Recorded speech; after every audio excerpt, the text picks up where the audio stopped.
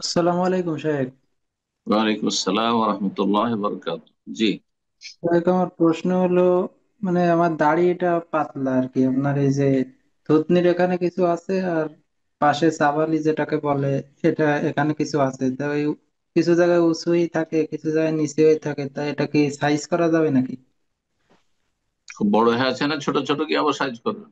এখন যাদের ছোট এরকম বিক্ষিপ্ত দাড়ি দুটো একটা, ওই নেপালি বা পাহাড়ি বা ইন্দোনেশিয়ান মালয়েশিয়ান বা ফিলিপাইনি দাড়ি, তারা তো দুটো একটা থাকে। ওর মধ্যে যদি আবার সাইজ করা শুরু করে থাকবে কোথেকে? যাদের অনেক বেশি দাঁড়িয়ে আছে আর বিক্ষিপ্ত হয়ে আছে, দেখতে অত ভালো লাগছে না, এক একটু যদি সাইজ করে ঠিক আছে।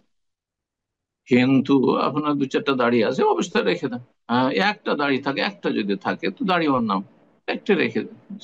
এটি হচ্ছে আপনার রসুল্লাহ সাল্লামের অনুসরণ। ওয়াফুল্লাহ, দাঁড়িয়ে বাড়াও। আসসালামু আলাইকুম রহমতুল্লাহ বারাকাতুহ। ওয়ালাইকুম আসসালাম রহমতুল্লাহ বরকাত। জি, বলেন। সম্মানিত শাহেখ, আমি বাংলাদেশ থেকে বলছিলাম।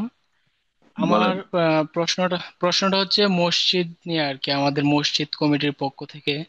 হুম। এটা হচ্ছে আমাদের মসজিদ নিয়ে আর কি, আমাদের মসজিদ কমিটির পক্ষ থেকে প্রশ্নটা।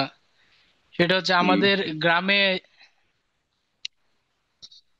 যে আমাদের গ্রামে যে মসজিদটা আছে, এটা অনেক দিনের পুরনো, কিন্তু 1% জায়গার উপরে এটা নির্মিত হয়েছিল, এবং এক ব্যক্তি 1% জায়গা এখানে ওয়াকফ করে দিয়েছিল। তারপর পরবর্তীতে যখন ওইখানে জায়গা হয় না, তখন আর আরেকটু জায়গা নিয়ে বারান্দা করে ওই জায়গাটা ওয়াকফ করা হয়নি। তো এখন বিভিন্ন সমস্যার কারণে, বাড়ির ভিতরে হওয়ার কারণে, এখন অন্য জায়গায় 15% জায়গা কিনে ওই জায়গায় নতুন করে মসজিদটা নির্মিত করতেছে আর কি। এখন ওই যে আগের যে 1% জায়গার উপরে আমাদের বর্তমানে যে মসজিদটি আছে, এই হুম। জায়গাটা কি বিক্রি করে ওই অর্থটা কি নতুন মসজিদের কাজে লাগানো যাবে কিনা, এই বিষয়ে মানে জানতে চাচ্ছিল আর কি। জি শেখ।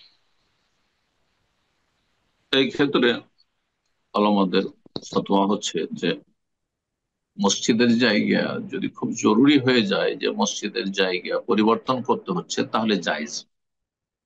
হ্যাঁ, যারা বলেছেন না মসজিদের জায়গা যেখানে মসজিদ হয়ে গেছে কিয়ামত পর্যন্ত, আর সেই জায়গাতে পরিবর্তন করা যাবে না, এই ফতোয়া আসলে ঠিক নাই। আর অনেক সময় নিরুপায়, কোনো উপায় নেই যেখানে রাখা যায়, আর আশেপাশে জায়গাও নেই যে সেখানে সম্প্রসারণ করা হবে বা বড় করা হয় মসজিদ।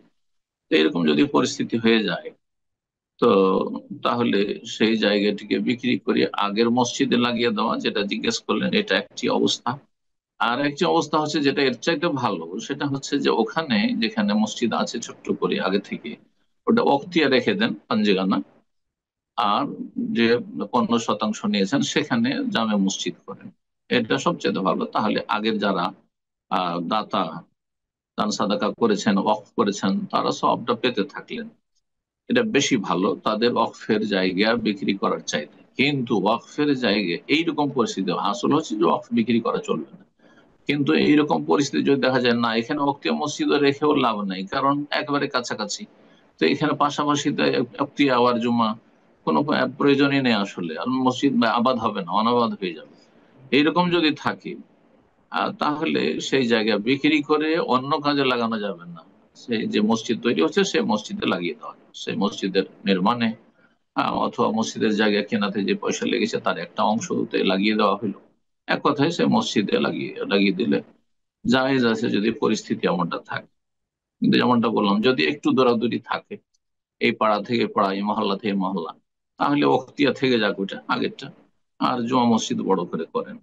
আর যদি তার না সম্ভব হয়, যেভাবে হবে না, অনাবাদ হওয়ার আশঙ্কা রয়েছে পুরোনো মসজিদটি, তাহলে সে মসজিদের জায়গা বিক্রি করে ভেঙে, এখানে মসজিদ ভাঙা উদ্দেশ্য আপনার সৎ, সুতরাং মসজিদ ভাঙা এরকম প্রয়োজনের তাগিদে জায়েজ, ভেঙে অন্য জায়গায় যেখানে বড় মসজিদ করছেন সেখানে লাগিয়ে দেওয়া যাবে।